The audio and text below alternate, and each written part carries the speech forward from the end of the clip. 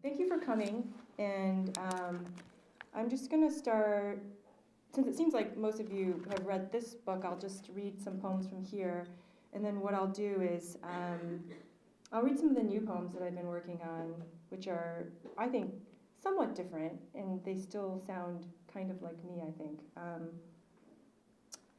So I will start with a poem about a great uncle of mine, and it's called Proof. They say my great uncle read foreign books in a mud house in Nanking, plowed his 20 acres, listened to rare birds, disregarded the willow's hush. One day he knelt in the street, sign around his neck that said, "Traitor." Little red books spread like wax on his back. Even birds spun their heads around. He labored with peasants, hands turned rough. He must have had eyes like golden orbs. One day he disappeared. I'm standing in the dirt in La Jolla, perpendicular to the earth, weeds exploding, rows and rows of berries, clouds that reach and sever. He is hanging from a mud house in Nanking, perpendicular to the earth. Our angles are equal, therefore we are parallel. Then there must be two birds, two shores, two deaths.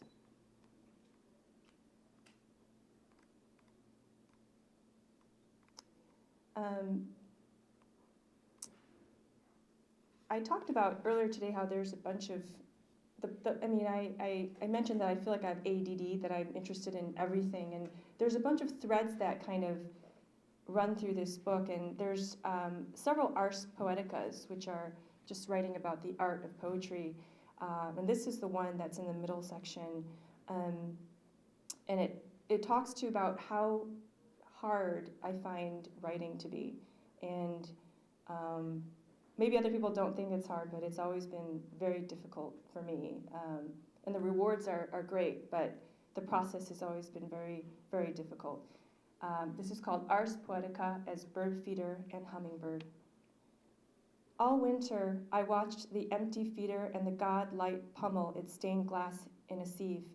No hummingbirds, no humorous little body with a tent stake as a nose. Look, little bird, how do you know? How do you know your brilliance is what I seek? The way you lance a honeysuckle's heart, take the blood in your bill.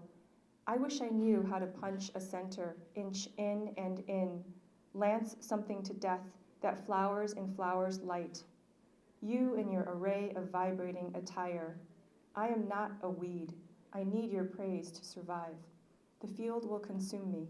The field has chosen sides. The field is not hungry for the middling. How I hate the field and what it sees, its teeth digging out the ochre of mediocre.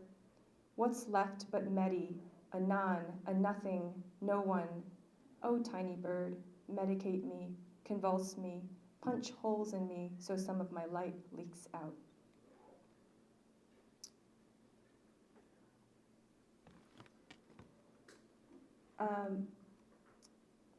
In this book, I also write a lot about suicides. And oddly, as I was mentioning earlier, I have this strange obsession with corporate suicide. So, whenever some executive jumps out a window or whenever someone commits suicide in a car, I just become very obsessed with it. And in the last section, I talk a lot about the Enron debacle that for some reason just horrified me. Well, it horrified everyone, but there's a guy named Clifford Baxter who had committed suicide.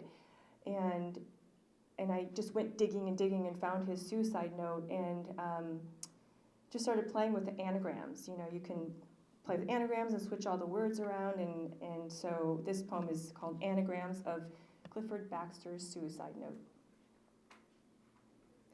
If he says, "I am sorry," then why do the words so easily become, "Am I sorry?" And how "I can't go on" so simply turns into "a con got in," or contagion, a disease that spreads and spreads across the garden, among the dead bones, into any body with cells. He writes he has always tried to do the right thing, Then why does it become dig, then high trot, somewhere between a walk and a run? Who says one foot must always be on the earth? When trotting fast, hunting something or being hunted, all feet are momentarily off the ground at once, like a star.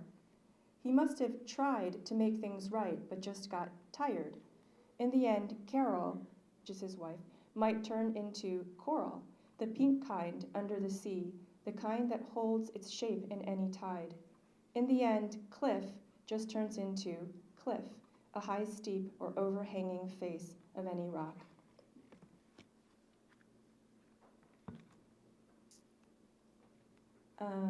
I'll read one more from this book, and I'll just read some new poems. Since it's almost October, I'll read a very short poem that's called October. Now the porches are empty. They're motionless, they're worthless. Their lights quiver. On one, 4 pumpkins frozen in misfortune, their grimaces carved.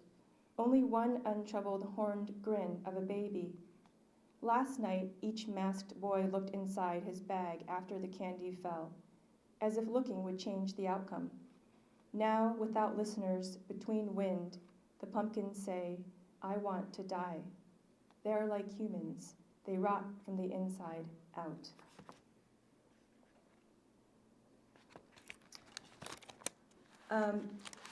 I'll just start reading some new poems, just for fun.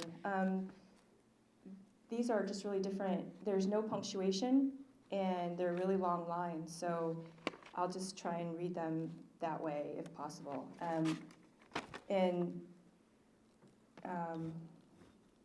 Yeah, there's just a bunch of threads that run through there.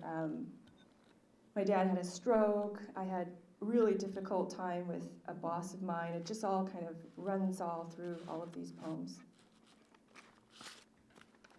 And they don't have titles either, so I'll just start reading them.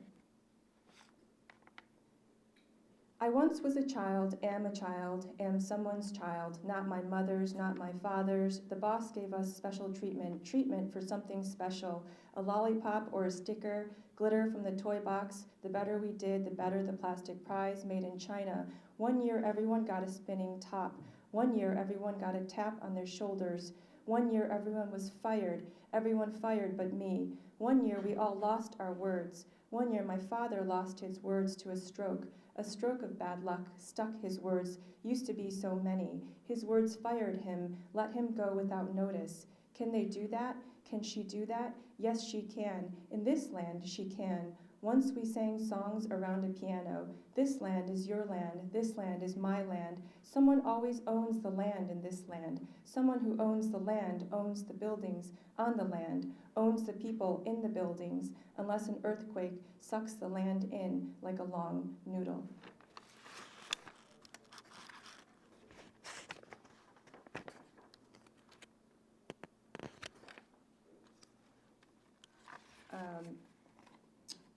And this one has no title, so I'll just start reading it.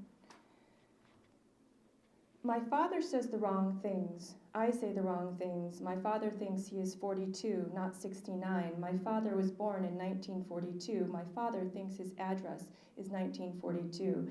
My father sits in a hospital. He thinks he is at 1942. He thinks the year is 1942, that I am 1942 years old, that his knee is 1942. He thinks his name is 1942.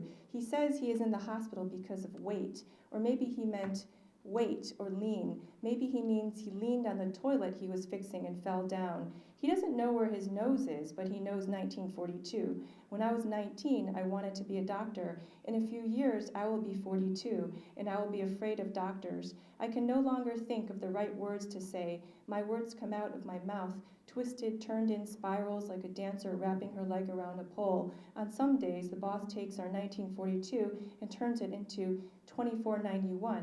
On other days, she turns it into 1429, and on the worst days, she smiles at us, and her smile looks like a 9 turned on its side, with a cat tongue sticking out. When asked to close his eyes, my father points to the white stack of papers. When asked if his name is Adam, he points to the papers, as if to say, ask the papers that stay, that live. Don't ask me. He no longer knows that a Chinese man from Taiwan can't possibly be named Adam or Bill or Bob or John or Gus. Maybe he now thinks a Chinese man from Taiwan can be a CEO, can be a boss in America, the kind of boss that others make. Maybe now he thinks his name is Adam. Maybe that is why he named me Victoria.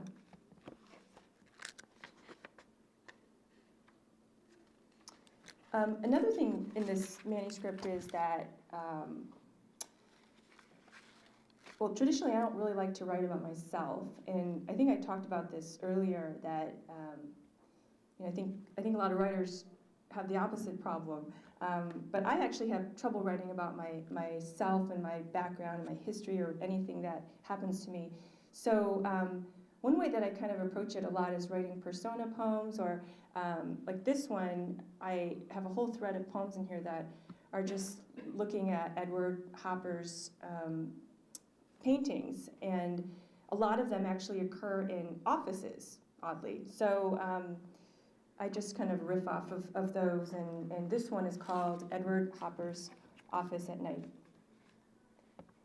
The boss is sitting at the desk. The boss doesn't look at her. The boss is waiting for the black telephone to ring. She also waits for a ring from the boss. He is waiting for the files from her blue dress like a reused file folder around her body, her hands tight around the files. The filing cabinet might eat her, might take her hand off. The boss might eat her. The boss wants her, but the boss wants the money more, just a little more. The boss always seems to want the money a little more. The boss can't hear her. The boss doesn't hear there are taxis outside, waiting for all the women outside across the street. A boss prepares for bed. Another boss above him in apartment X, before sex, rotates a Q-tip in his ear, even though the instructions state that Q-tips should not be inserted in the ear canal. Can all the brain be needed? We took my father out of the paper, the living will. The letters with their little capes will leave the paper. Who will take care of my children? Who will take care of my father? The will take care of no one. A piece of paper cannot take care of anyone. I can't take care of everyone. On some nights, I wake up in a panic and can't figure out whether I'm dead or alive. This year, I dye my hair so I don't have to die.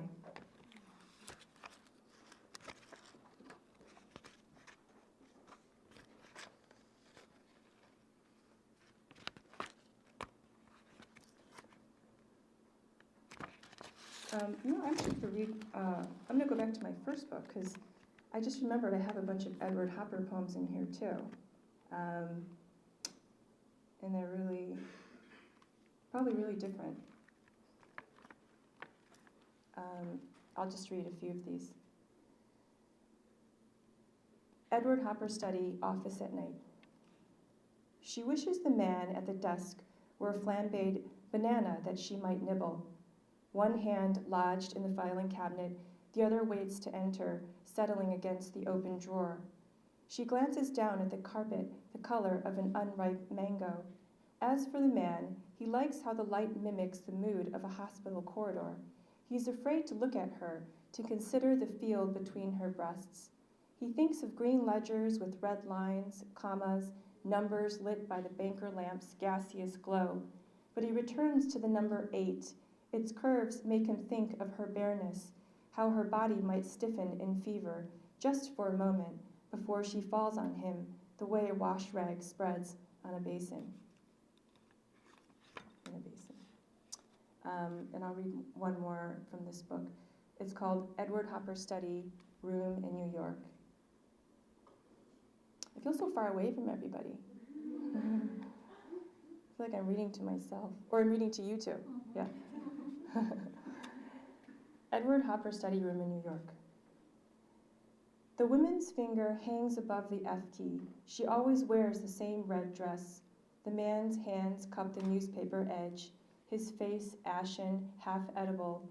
The woman's back to the man, head down, her arm, dairy and bloated. Long before men preferred peeling brown shoulders, the midriff. She can't leave him, doesn't know how. How many times have you heard this? You will hear it again and again, like the F key that in a moment will glaze the room with its throbbing mouth.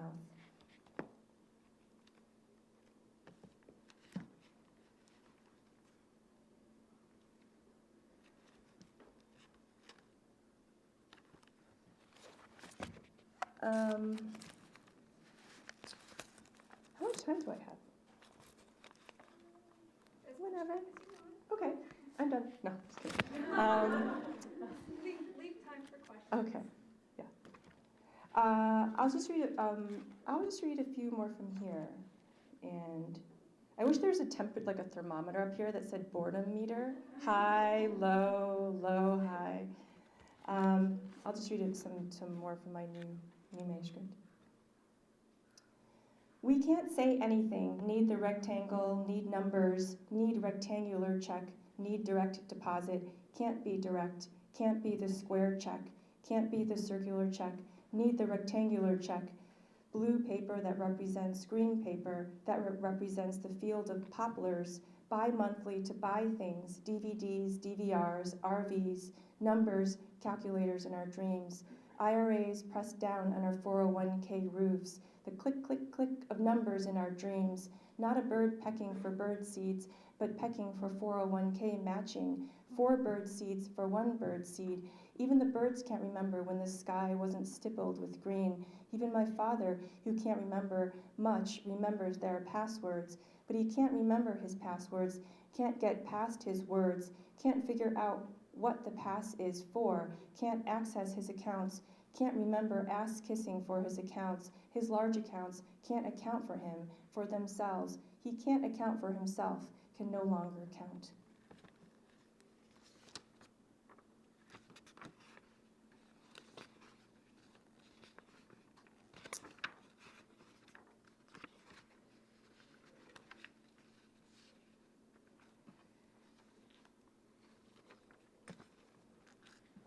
Um,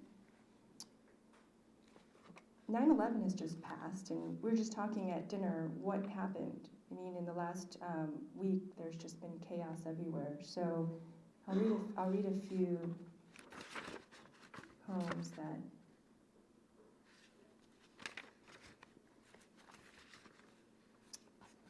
have sort of 9/11 things in there. The boss looks over us, the boss likes us, the boss lurks us, the boss irks us, smirks us, hurts us, the boss smiles at us, lies to us, confirms her offer of employment to us, the boss gives us, provides us, preferentially us, accommodates us, no animus, no animal, no nitpick. She picked us and her to knit together. We tried to knit my father back together, starting with, I am Victoria, I am your daughter, you have 2 daughters. I am, I can, I have to be knitted back together professionally, a professional who professes only when pointed to, when asked to provide feedback to the boss. I take the feed from the bag and eat it. I take the feed back and ask for better tasting meat. I am a flaw. An obsolete definition of a flaw is a burst of passion or a passing wind in an office. A burst of passion can only lead to the door, out the door, down the stairs, through another door, into the passing wind, where there once used to be a metal bowl near a fountain with a gold sphere, and people eating lunches, benches of people eating trusts, people covered with chalky dust.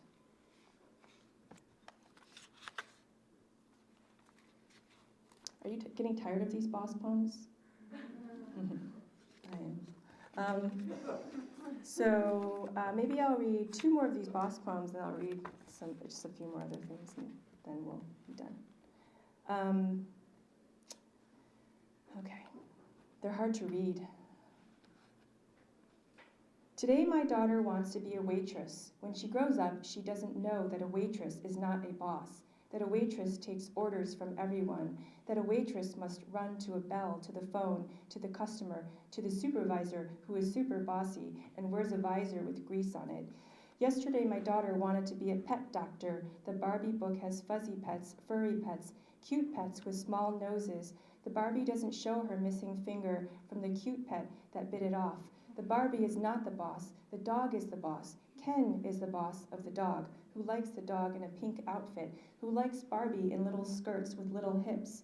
If a perfect woman like Barbie is not the boss, then who can ever be the boss? Even the man in HR, the man who can fire everyone, cannot be the boss, because he has a boss who hired him, who can fire him, and even the man who hired the HR man has a boss who can fire him. There are fires all over Japan right now, and water and fire and water, and they both want to be the boss. And all the bosses in Japan lost their jobs, lost their limbs. Bob and water no longer care about Bob. The boss in America no longer care about cost.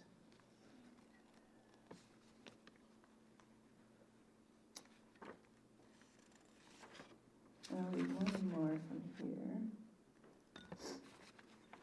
I keep hearing a text ringing, and it's my phone. So I guess that's okay. Edward Hopper's Automat.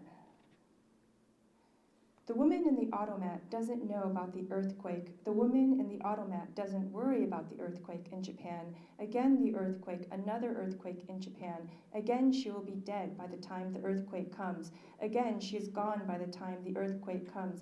Again she can't be a boss. Is she a boss? She looks too nice to be a boss. She looks Japanese. She could be Japanese. She could be a boss. Why does it matter? She's gone. The boss doesn't matter anymore. The boss doesn't make us anymore. There's an earthquake in Japan again. The water follows the theories of power. The water takes what it wants. The water doesn't want what it wants, but takes it anyway. The children's book, the old photo, the couple having sex on the roof. The people want the water to leave. The people have no power. The people want power. The people are on the roof of the building. The people are no longer on the roof of the building.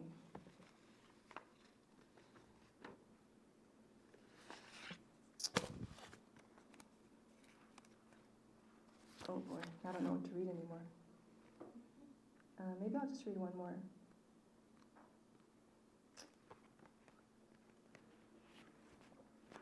Does anyone want to hear anything? Do you remember anything? No. Of course you don't remember anything. Birds? Birds? You want more birds? Okay. Birds go through this whole book. I think there's almost a bird in every poem. Yeah, I'm obsessed with birds.